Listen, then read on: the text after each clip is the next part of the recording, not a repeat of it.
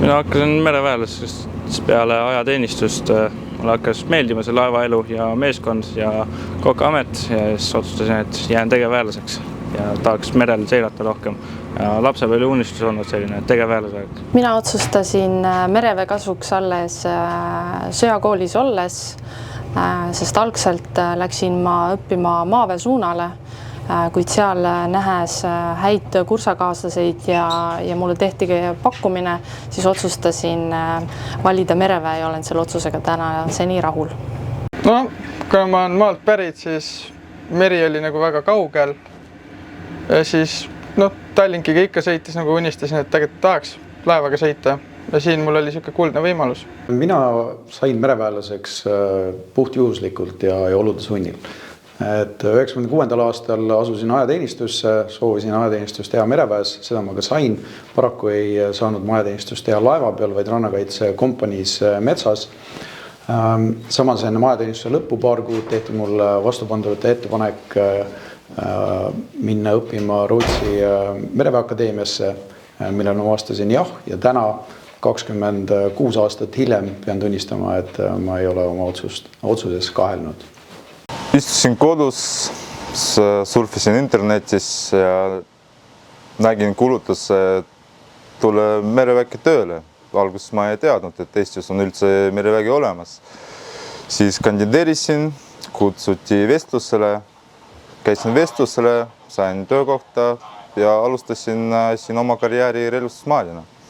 Ja jõudsin tehnikasektsiooni mehaanikuks. Ma tulin mereväkke, kuna mulle meeldib meri ja ma tahtsin proovida midagi täiesti uut, mida ma pole varem proovinud. Minust 1 aasta vanem tüdruk koolist käis ka mereväes ja ta veidike soovitas mul ka. No, minu puhul ei olnud see teadlik valik, pigem ikkagi juhus, et peale ajateenistust kutsuti mind tagasi tegevteenistusse ja kuna ülikooli õpingud olid veel kaugel, siis ma otsustasin, et ma teen selle natuke veel tegevteenistuses. Ja sealt see asi hakkaski ja siis, kui ma olin juba tegevteenistuses, mul pakuti lihtsalt liituda mereosakonnaga toona ja seepärast ma ütlengi, et see oli ikkagi väga palju juhuslik. Mina tulin mereväkke ajateenistusse sellepärast, sest ma arvasin, et kui vaja teenistusse tulla, siis teha midagi natuke ainulaadsemat, kui siis olla maaväes. Et kõik erinev mereväes võrreldes maaväega, see ilmneb siis ilmselgelt tööülesannetes kui ka kommetes ja elamustingimustes, et selle asemel, et me elame kusagil metsas või kasarmus, saame aega veeta laevas ja käia merel ning üleüldine koostöö on ka laeva peal palju teistsugusem kui siis näiteks maaväes, kus on jaod ja rühmad, siis laeva pere on kõik üks suur perekond. Tulin mereväkke, kuna olen pea 10 aastat purjetanud ja siis tahtsin näha, kas elu ja töö merel on mulle sobiv. Aastaid varem oli mul sõber käinud mereväes aega teenimas ning ka tema plaanis tegevväelaseks jääda. Aga kuna mina ei teadnud, ei saanud aru ei ajateenistus ega tegevteenistus too hetk, siis kui minu aeg kätte jõudis, siis jõudsin mereväkke, oli mu soov sellest ajast peale, kui tema siin aega teenis. Ning kuna olen kokkaharidusega, siis oli suhteliselt lihtne mul mereväkke pääseda. 70% maakera pinnast on meri ja ülejäänud on selleks, et laevu kinni panna.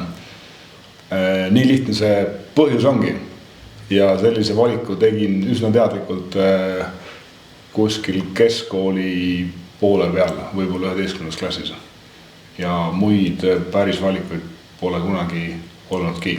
Kuna mul endal on mehaaniku paberid, merekoolis käinud ja tsiviilis tööd teinud ja pärast merekooli tuli kutse, et peab ajateenistuse minema, siis ma kirjutasin Kaitseressursside Ametisse, et sooviksin just mereväes oma aega teenida. Siis sain mereväkke, tegin ajateenistuse ära ja siis pärast ajateenistuse keskel tuli võimalus, et on mereväega võimalik missioonile minna. Uurisin seda natukene ja siis oli mul võimalus saada Sakala peale motoristi koht, et Sakalaga missioonil käia ja pärast seda olen tegevväelane. Mina liitusin mereväega selleks, et saada tuukriks.